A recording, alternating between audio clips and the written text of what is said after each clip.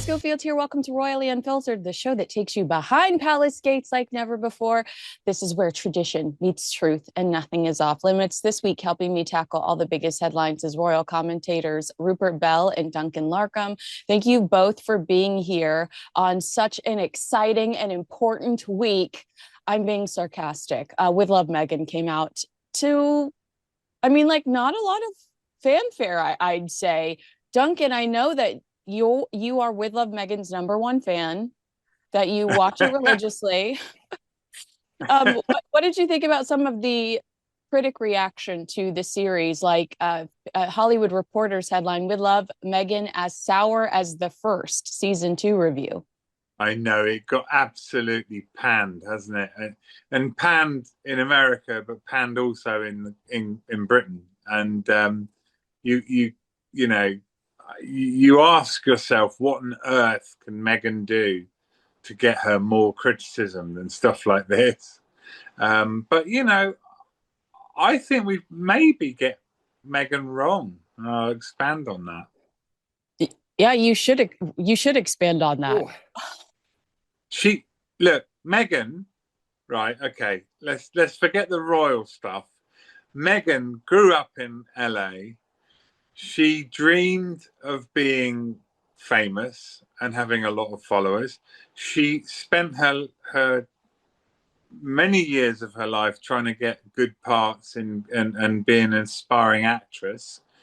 And yet now, look, we're talking about her. Yeah. She's big, and millions of people have watched this Netflix thing, even though we frankly would rather eat breakfast that we would normally give to the dog.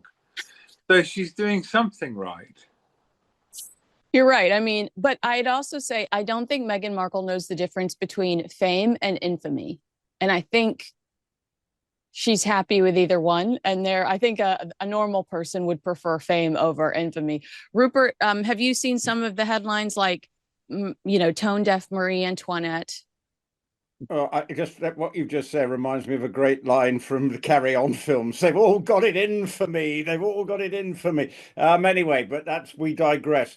I think all publicity in Meghan's case is perceived as maybe good publicity. It is an unrelenting pile of doodah, right? I would venture to suggest, having watched most of the 8 episodes, and let's be honest, Duncan and I are probably not the target market for the program. With all due respect to you, Duncan, great. I think I get the vibe, but we are not the target market, so we have to approach it a bit like that. But at the same time, this series, you can see, was clearly filmed straight after the last one. They haven't gone away after the last one and taken stock of the criticism and have just produced the same thing with slightly different tweaks here and there. But, it is still tone deaf. But this is the problem with Meghan. She is desperate to be the star. As from the wedding onwards, the wedding, her biggest moment ever was that moment walking down the aisle. That was her celebrity, showbiz, I'm the biggest thing on the planet moment. And she's now striving to even get to a halfway to that again. And she's struggling. And I'm trying to think, is there anything good about this series that actually can attract maybe people who are aspiring? But when you suddenly see her going to cook sea urchins, let's be honest. How often do you go and cook sea urchins in California, Kinsey? Right? 0. Right. And how often do me. Yeah. Yeah, and 0 for me. How often do you chop up a lobster? I don't. Yeah, I might get one at a restaurant when it's a very special occasion. Okay, and I'll say I'm married to an American, and New England lobsters are like hamburgers, right? They eat them 2 a penny. But it still feels brain dead with the aspirational stuff, bookbinding, doing handkerchiefs. I couldn't believe what I was. When she teaches you how to pack a suitcase, aren't you sitting there going like, who is this for? Have they ever left their house before? Why is this woman trying to teach me how to pack a suitcase? And then in series one, you see the flower arranging. Looks like they've basically got the production staff to bring in a whole lot of flowers in, plonk them in buckets at the back. There's no, what we should be seeing is her going out to her own cutting garden, cutting her own flowers. That would look authentic. No, she's got a big production crew bringing everything in, and those hands have done no gardening in their life, I would venture to suggest. Anyway, Duncan, I've got it off my chest, I mean, I've just given up 8 hours of my life, but I know I'm not the target market. So if anyone does like it, I would love to hear from them and actually tell me why they liked it. What was authentic, what was genuine, what was new.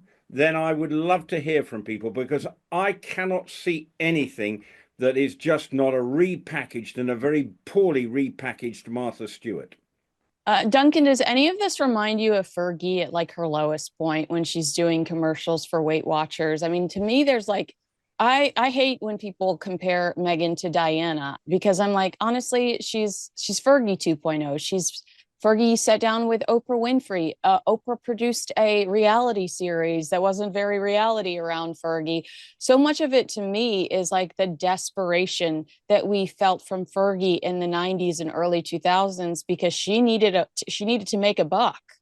I don't think anyone really can compare, to go back to your earlier point, Meghan with Diana. I think Diana had her own sparkle, and she was a global superstar. Let's not beat about the bush. But I think with Meghan, you know, Rupert's pretty much said some brilliant stuff, and I agree actually with every word he said, even though it'd be better for us if I disagreed. But I think, to be honest, have we got Meghan wrong here? I mean, she grew up in LA, an aspiring actress, trying to find jobs, trying to make herself famous, trying. And now look at her. She's getting paid millions and millions of dollars to serve up this tripe, I think Rupert would agree with. And she, you know, sometimes you have to ask yourself, are we banging the drum out of time with the rest of the band? Or is the rest of the band wondering about why we're banging the drum? Because people are watching this. People are actually absorbing this. It hasn't. Netflix are paying for it. We're 3 days in. The last times when series one came out, within 24 hours, she landed in the top 10 in the United States, and I believe exactly. But exactly. now with season two, we're 3 days in and she has yet to hit the top 10. So I do think that there's a lack of interest with this second season. And I'll tell you, I mean, my audience is royal watchers. I mean, that's what my core audience is. I do think that Meghan probably does pat herself on the back because she thinks she's accomplished something. But, you know, when you have huge Hollywood agencies at podcast conventions sit down and humiliate her and say in front of an audience full of professionals, turns out Meghan Markle's not much of a talent. Meghan Markle's not a very good talent. I think that where my audience is concerned, they're invested in this journey because they feel like Meghan utilized the British royal family as a platform to secure the fame. Of course she did. Of course she did. And you know, no disrespect, she might not have hit the top 10, but she's doing pretty well. And people watch this. They might watch it out of some sort of car crash humor, but they watch it. There are people that look to see what Meghan's doing. I'm going to agree with you, Duncan, because the point is, I used to go to musicals when I was young, and I would want to go and see the really bad ones and why they were. So I'd actually go and watch them. So, Duncan, I sort of sympathize. I understand there is a car crash element to this. But I have to say, with Netflix, they haven't actually given it much promotion. It's, you know, when you normally, like I've got something today, Netflix promoting all their new things.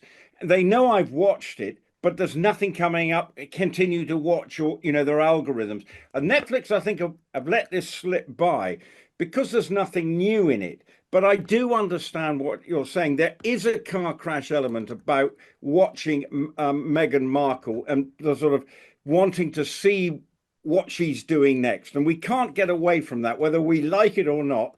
You know, why do people want us to watch it?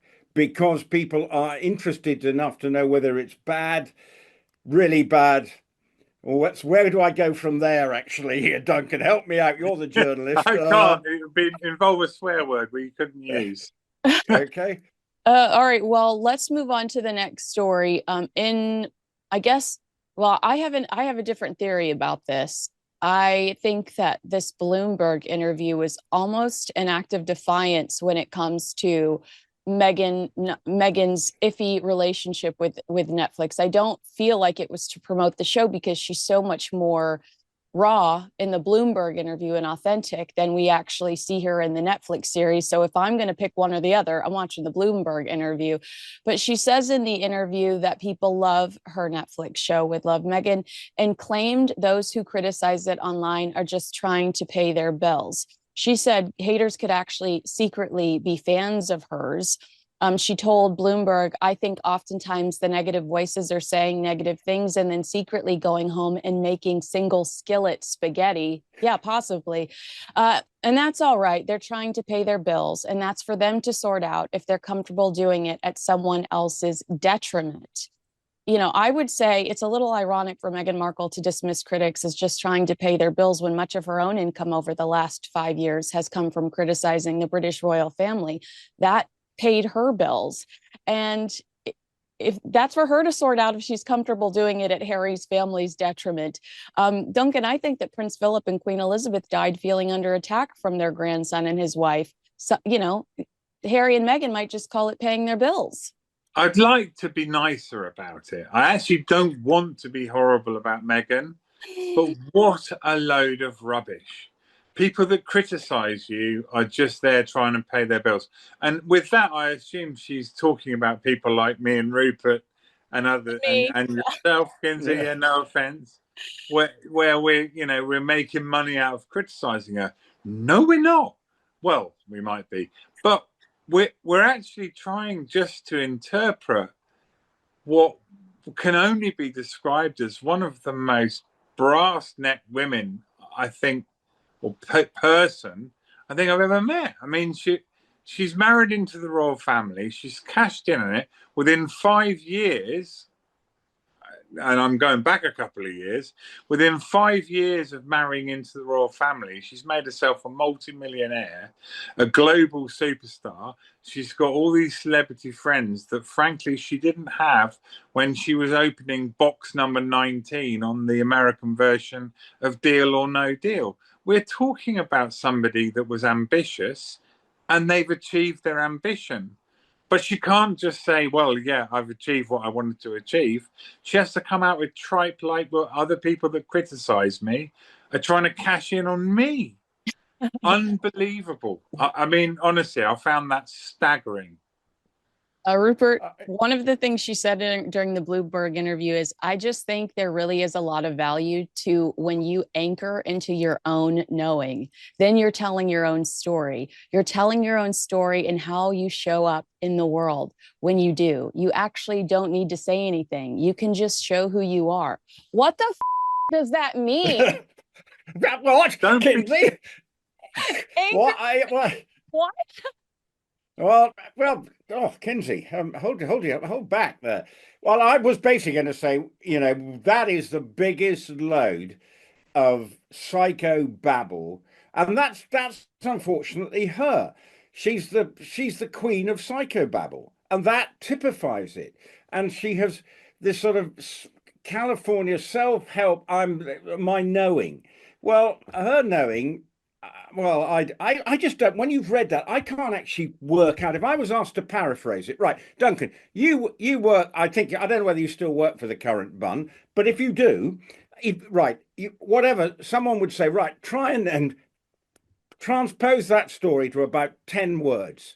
Well, how would you sum that up? I have no idea. I love mushrooms. I love mushrooms. I love marijuana. That's how I would sum it up, because that is some hippie, weird, you know, and how there's no substance to anything she says. How does somebody like Bloomberg put up with that? Well, therein, like, but then how does all those podcasts she done put up and actually don't actually ask some proper soul-searching questions and ask her the questions that we're all wanting to ask? It's all sugar-coated, and then we get reams of psychobabble. Yeah. And that was the problem with the podcasts. You know, if you say something that we can actually understand and put it, I don't know what she must be talking. Yeah, what the conversation like between her and Harry must be at night, because, you know, Harry must be, we don't understand. What chance has Harry got? With all due respect to Prince Harry. But there we go. Duncan, she said in this interview that like she kept referencing when she didn't have a voice. And obviously she's talking about like the strains that, you know, the strains of being a British working member of the British royal family. She didn't have this voice. Well, she's got it, and nothing she's saying makes any sense. Maybe the royal family like told her to shut up for a reason. I'm sorry, I'm still trying to stop laughing at Rupert's comments, which I think are fantastic, by the way. What did we expect when Meghan and Harry met? Meghan had 1 million viewers or followers on Instagram, on social media. She was an actress in her own right. She'd had a degree of success. She married into the royal family. Well, look at Camilla. Look at the Duchess of Edinburgh, as we now call Sophie Wessex, and think of Kate. You know, what do they do in the royal family? Well, they toe the line. They don't speak out. They don't come across as ambitious. Now, that might all be wrong, and Meghan might be absolutely right in saying that's wrong. But Meghan was never going to fit into that mold. It was never going to happen. And I think partly the reason that Harry and William have fallen out so horrendously is because William saw it coming. He's like, what are you doing? You know, you can't marry into this. You can't marry Meghan without expecting fireworks to fly. And I don't mean that as a criticism of Meghan, surprisingly. She is who she is. You know, sometimes she's achieved her dreams. Every dream she had has come true thanks to Harry. The problem is, it's because thanks to Harry, and look at the cost it's taken on that poor chap. And I say that as somebody who has had many alcoholic drink with Harry, and someone who's known Harry for a long time. He has been bulldozed by her, but I don't blame her for that, because she is who she is. That's interesting. Robert Jobson says that sometimes. Well, Robert Jobson says we need to hold Harry accountable more. We're too hard on Meghan, and maybe that's his translation, that Meghan is who she is and we're just refusing to accept it. What if you could delay your next 2 mortgage payments? That's right. Imagine putting those 2 payments in your pocket and finally getting a little breathing room. It's possible when you call American Financing today. If you're feeling stretched by everyday expenses, groceries, gas, bills piling up, you're not alone. Most Americans are putting these expenses on credit cards, and there doesn't seem to be a way out. American Financing can show you how to use your home's equity to pay off that debt. You need to call American Financing today before you get to a point where you can't make those payments. Their salary-based mortgage consultants are helping homeowners just like you restructure their loans and consolidate debt, all without upfront fees. And their customers are saving an average of $800 a month. That's like a $10,000 raise. It's fast, it's simple, and it could save your budget this summer. Call before it's too late. 866-887-1201. That's 866-887-1201, or visit americanfinancing.net/unfiltered. The mention of Prince William, I thought of Prince William yesterday while watching the Bloomberg interview, or the day before, because I thought, first of all, I don't feel like Meghan's been media trained, because she says certain things that I automatically think, another, slam at the British royal family. How awful are pantyhose? My God, your voice, you were silenced. And I just think, surely to God, you haven't been media trained, because somebody would say those are going to lead to some really negative headlines. But I thought when I watched that interview, this is exactly why Prince William was concerned, because she's out of control. I mean, like, why aren't you more considerate, or like why don't you consider the consequences more when you sit down and have an interview like that? Well, because she doesn't. It's all about her, and she doesn't care what ripples she calls. She's not got any real affection now for the royal family, apart from the title and what that opens, gives her, what in her eyes, cachet. But it is sad that, suddenly I never knew that tights or pantyhose or whatever they're called was ever going to be such a talking point, and we can give it a moment's thought. You have a dress code, as long as you're, They the have a royal dress women. code at McDonald's. They Yeah, have a dress code at TGI Fridays. Everyone has a dress code. Why is she complaining about pantyhose? well, good question. I don't think this is necessarily in Duncan and I's I think it wheelhouse of is. subjects. Duncan, we're not experts. I've always, when this story came up, I thought, how am I going to be able to legitimately talk about the pantyhose question? And all I will say, it's just all part of Meghan's feeling that she was trapped in this environment. But Harry allowed it to happen. He was desperate to get married. He found a woman who actually fell for him hook, line, and sinker. His previous girlfriends, and Duncan, you probably know this, suddenly realized what they were taking on, and it wasn't going to be much fun because he's not the most straightforward individual. But Meghan was in there, hook, line, and absolutely sinkered. And Harry, now he got what he wanted, goes off to Botswana. They're having a great time on safari. Clearly, something biblical happened in the tent. Otherwise, you're not falling in love on the third date. So, Well, congratulations to both of them. well, well, did the Earth move? It obviously did. Then, but whatever happened in the Serengeti or wherever they were, great that they fell in love and may have been happy. But unfortunately, Harry hasn't got the wherewithal to control the beast that is Meghan in full flight. Duncan, do you want to react to Rupert's comments about former girlfriends? You were there, you saw that. Absolutely. Well, I'd love to disagree, but what Rupert's just said is honestly, it's so spot on Is it because about pantyhose? I'm No, not no. pantyhose line. I'm talking about the ex-girlfriends and the girlfriends. I mean, he had a relationship with Chelsea Davy, who was a Zimbabwean living in South Africa. They liked, their dream was watching the stars over the Okavango Delta.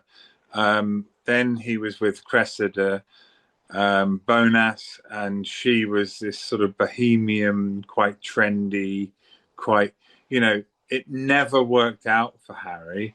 And then he met Meghan, honestly, out of blue sky. It was, I mean, shotgun wedding means something different. I understand that, but this is as close as it could have come to a shotgun wedding. It's like I've met this wonderful woman, and let's look at it. I mean, Harry loves Africa. Harry loves being barefoot, just chilling. Well, now they've been married, you've not seen Meghan go to Botswana again. That's not happening.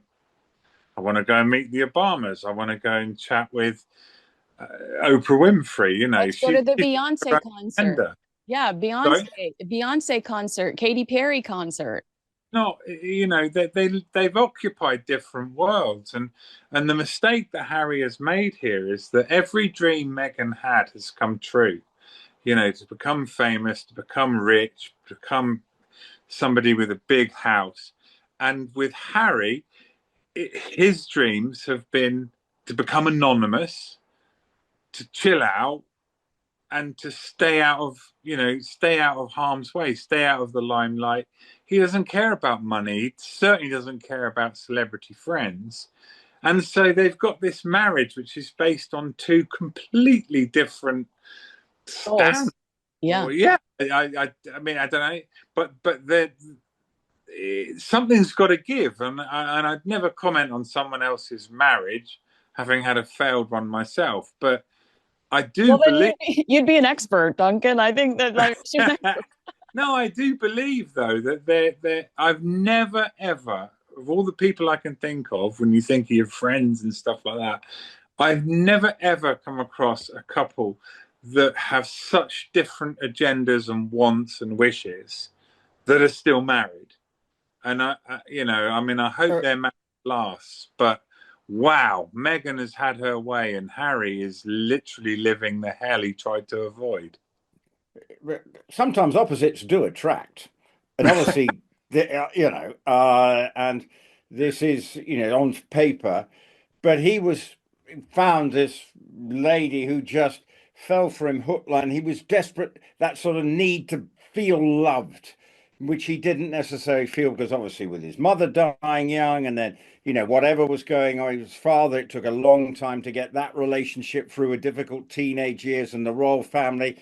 So suddenly that's his problem. Okay, I'm sounding like I'm starting to enter the realms of Meghan psychobabble here, so I better actually shut up pretty quickly here. But there is definitely an element that he was so keen to get loved and feel loved, and Meghan gave him that. And okay, it has now come at a cost that he doesn't actually have a relationship with his extended family, and that probably pains him. Now we now know he's coming over here as his annual visit at the beginning of September for the Well Child they have every year. But will he have a chance even to have a face-to-face with any member of the royal family? Will he want it? Will they want it? This is the problem for him. He's coming to Britain, but he's sort of coming under, almost feels like, sufferance. I don't suspect that the royal family will make an effort to meet with him after that BBC interview, where he, in like the same interview, not only does he say he wants a reconciliation, he accuses somebody, some mystery member of the royals is on the Ravik board and he says that they're after him. There's a big conspiracy against him. I mean, he flip-flops. The contradictions are incredible. So Duncan mentions Meghan making all of her dreams come true, which I totally agree with. And I've never seen the universe conspire, and by universe, I mean Ted Sarandos and Netflix, but I've never seen so many people conspire to try to make someone happen, to try to make them a success. And one of the things that has frustrated me along the way is how many hiccups her brands have had, whether it's As Ever, American Riviera Orchard, whatever. So Meghan restocks products to coincide with season 2's launch, which we thought she would, because they said they're trying to make her a home shopping network QVC personality. And when new episodes dropped on Netflix, some featured a QR code on the screen. And when scanned, it would take you directly to an online shop where Meghan's products were available to buy as ever. But there was a technical problem. It was generic T-shirts that were on the screen with the words example product title instead of the actual product. It just feels like one thing after another. Duncan, yes, she's making all of her dreams come true. How many times can her or her team screw up Spotify before she loses all of these opportunities, or will she always have them thanks to her proximity to the British royal family? Well, you do wonder, don't you, whether Meghan, given what we know about her character, how she would have felt about that. I'm making this up, but I could imagine her walking in the offices with a baseball bat and starting smashing heads together. Now, I'm not saying that that's what happened, but if it did, it wouldn't surprise me at all. I mean, look, she's ambitious. And one thing you cannot say about members of the royal family that have married into it, be they women or men, none of them have been ambitious. That's the thing. You don't think Diana was ambitious, even if in branding herself as a philanthropy? Don't think so. I mean, not at 19 years of age, Duncan. She had no idea. That became the brand later, didn't it, Duncan? If you look at it. I think with Diana, there's an element of cluelessness, like you say, Rupert, but ambition, actual drive. Look at Sophie, the Duchess of Edinburgh, as she is now. Look at Kate. Kate's not ruthlessly ambitious. And look at Camilla, our queen. She's not ruthlessly ambitious. She's just married. They've all married into the royal family, and they do an incredibly important job, and they're loyal, and they keep their mouths shut. They don't complain. They don't explain. Meghan was never going to fit that profile. Never, ever. But you know what? Sophie was ambitious. She owned a PR company. She got caught. There, there's a little issue when she started bragging about her royal contacts. They were trying to be half in, half out. And Sophie pivoted and she chose the life of service. And that's why the Queen said to Meghan Markle, I'd love for Sophie to be your mentor. And Meghan says, I don't need one. I have Harry. So like I think Sophie's the closest we have to of an example of somebody that might have been a little ambitious, but she chose the life of service, which Meghan and Harry claimed they were choosing when they stepped down as members of the British royal family. They said, we're going to go pursue a life of service. And now she's selling us loose fruit spread. Yeah, absolutely right. You're right about Sophie. But what I'm saying is when that guillotine came down, it changed and she made a decision. And actually, to be fair to Sophie Wessex, I keep calling her, she's the Duchess of Edinburgh in reality. In fairness to her, but I think it was back about 2000, the year 2000. Since then, she has not put a foot wrong. She became very close to the Queen. And she played that royal role. Now, I'm not saying that is the right thing to do as a royal, marrying into some institution, crazy, and that's why. I mean, I don't give an awful lot of credit to Meghan, but maybe we should. Maybe we should say, well, she's an independent, ambitious woman who doesn't want to take the heat. I mean, I don't know, but. People watch her shows, people listen to her. I don't, I can't bear it. But actually, maybe there's something in Meghan that's good.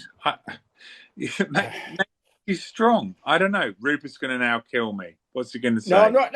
No, I'm not going to kill you. No, I mean we've got to accept she must have she's got a thick skin. She must have, because. Well, she says she told Bloomberg she just doesn't look at the criticism. She said she goes out of her way not to see it. Well, that's good. Very hard. Well, I'm pretty sure that's not the case. But what you actually look at, you're coming back to the initial point, is her attention to detail. What we should be hearing about. Okay, she did this podcast where of talking to a businesswoman, and she'd be talking about how she was laying awake worrying about packaging. But she managed to get names wrong that were trademark problems. Where's the due diligence? Where everything feels like it's entrepreneurial by desperation. That she's desperate to sell so much product. Well, everything seems to be sold out. Where's the new product going to come from this series? How much more jam? Now we've even got Brooklyn Beckham making jam. Heaven forfend.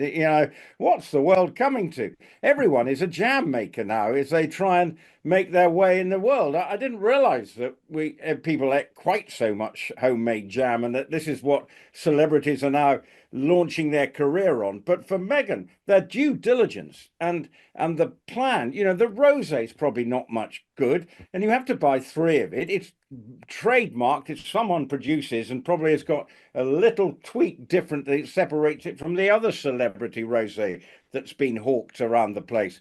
Nothing is, it all feels desperate, and that's part of the problem. And it almost reflects with what you're saying, Duncan. I know I understand why you're offering some sympathy and a counterbalance, but it's almost at times in her case, it's the drive, and she's forgetting the big long-term picture. If she took the long-term picture and said, right, we're going to do this properly, in 5 years' time, I will have done all the due diligence, really put the hard graft in, and instead you just feel she wants the money as a constant tap coming at her because she is called Meghan, Duchess of Sussex. Let's move into this next. This is kind of related to what Rupert said, Duncan. So Rupert talking about Meghan kind of fixating on this girl boss without having this, the girl boss theme, the girl boss brand, without really having the substance or due diligence or, you know, the work ethic behind it. So Yeah. Meghan mysteriously deleted a project she launched earlier this year, another abandoned project, I would say. The 40 by 40 initiative is somewhere crying. And this was, we noticed it around the launch of her Netflix series, because what it is her ShopMy page, where you could go and purchase similar outfits or the same outfits that she was wearing throughout season one. She said she was sharing handpicked and curated collections, things she loved. And while she initially appeared to be using this website frequently, she now appears to have shelved it, deleted all the listings from that page. So these were affiliate links. So she would either get commission based on how many people clicked the link, or she'd get commission based on how she'd either get cash for link clickage or commission based on items that were sold. So this is like influencer kickback. Do you think she deleted this because it's too much work? Or do you think she deleted it because she wants to be taken more seriously as a CEO and entrepreneur? She's talking to Bloomberg instead of talking to People magazine to promote this new series. Is she trying to rid herself of the influencer title? I don't think any of it is a deliberate attempt by Meghan, because I think Meghan is motivated, and I apologize in advance for saying this, but I think she's really motivated by money. So I think she'd want everything absolutely in its place for everything to go swimmingly. But you know, I don't want to be nasty, but she used to open boxes on the American version of Deal or No Deal. I mean, she's hardly. Who's your best entrepreneur? I have to be really careful there, because I don't want to say Donald Trump, and I don't want to say Elon Musk. There's Mark Cuban, there's Sarah Blakely, there's like yeah. He's hardly of that ilk. Now, that's true, but, and again, I'm not apologizing for her, but she's aspiring to make money and to make a success of whatever it is she is doing now. And that is the most unroyal part of Meghan's DNA. And that what worries me is that how that affects Harry, because Harry can't help being a prince. Harry was born a prince. Harry was loved by the British public, but now he's got this sort of entrepreneurial wife who is doing whatever she wants to do. Harry clearly isn't in control. And I think that that's the thing. It's not whether or not she's got her website in line with sales. It's about the fact that they're even doing that in the first place, because Harry doesn't need the money. He definitely doesn't need the fame. And he certainly doesn't need the hassle of being married to someone who is motivated only by product and output. Rupert? Well, when you look at the series that we've just endured, you actually have to look at it and say, well, Harry is conspicuous by his absence. And yes, she talks about family, but it doesn't feel like it. It felt like it was a completely separate entity, almost like, bye, darling, I'm heading down the road, I'm filming a program, it's completely fake, it's nothing to do with really us. And that's the point. And occasionally we get, you know, he doesn't like lobster. Well, whoop-de-doo, right? Big deal. You know, and then occasional little things, you know, we hear about the children, but it's so not really relevant. It just doesn't feel like it's a complete Meghan show. It's not about anybody else. It's almost as if Harry is a complete bit part player. The children are a bit part in it. It's about how brilliant and clever Meghan is. And that's her brand. That's what she wants to create herself as, is this brilliantly clever, inspirational woman. And I'll leave it there. But Kinsey, can I just sort of interrupt that and say, I couldn't disagree with a word of what you just said, Rupert. But what I would say is that, why do we all jump on the bandwagon of disliking Meghan as a result of that? Because clearly that is Harry's issue. This is why William won't speak to his brother, because Harry has allowed this situation to happen. Harry's been vulnerable to this, and Meghan is brilliant at certain things. But that's not Meghan's fault. Meghan was never born a princess. It's down to Harry. Someone needs to tell her, because I can tell you, I judge Meghan because she's utilizing the title of the institution that she's simultaneously trying to put down. Harry should be doing, Kinsey. You know, that's what he should have been doing from the start. Not to keep her in her place and women aren't involved in this. No, Harry was in a position that is unique and he needs to protect that. And his brother sees it. And I think his sister-in-law, Kate, sees it as well. It's like, if you open the door to an entrepreneurial, ambitious, outspoken, and in many ways, I'm sure, wonderful woman to go and do what she's doing now, it's damaging to the royal family. And I'm not surprised William won't speak to his brother, frankly. It's madness. Yeah, there's I'll just look, I just want to say this before I let you talk, Rupert. There's room in my heart to dislike both Harry and Meghan. Okay, I understand Duncan's point that Harry should have, reined her in much sooner than he has. But there's room in my heart to have disdain for the both of them. Rupert, go ahead. Well, no, you're fully entitled to, but and to some extent, Meghan hasn't changed her spots. She is what she is. Exactly. Ruthlessly ambitious from day one. Marrying into the British royal family was the ultimate ambitious career move, but unfortunately, the career move, she didn't then take stock and say, "Oh, this could actually work." We could have found a way. The royal family would have found a way. And for Harry, he would have been able to just plod along. But actually, Meghan might have been able to bring, if she understood that it's a big team and learned how to play in the team, but that's not her modus operandi. So to some extent, Duncan, I get where you're coming from. So I offer you a huge amount of bravery for coming out with the line on this particular channel, where they're not always in the Meghan camp. But I would suggest Harry hasn't got the strength of character, and that has always been the problem.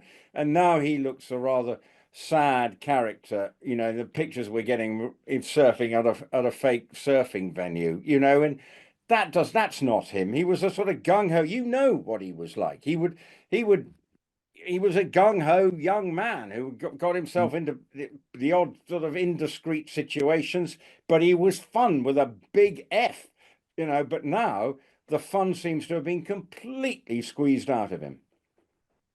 Now he's sad with a capital Sussex, because it's Meghan Sussex now. All right, agree with us, disagree with us, let us know in the comments below. Make sure you like, subscribe, and share this video with a friend. Duncan Larcombe, Rupert Bell. What a lively conversation and some pretty hot takes from Duncan. Thanks so much for watching. We'll see you guys again very soon.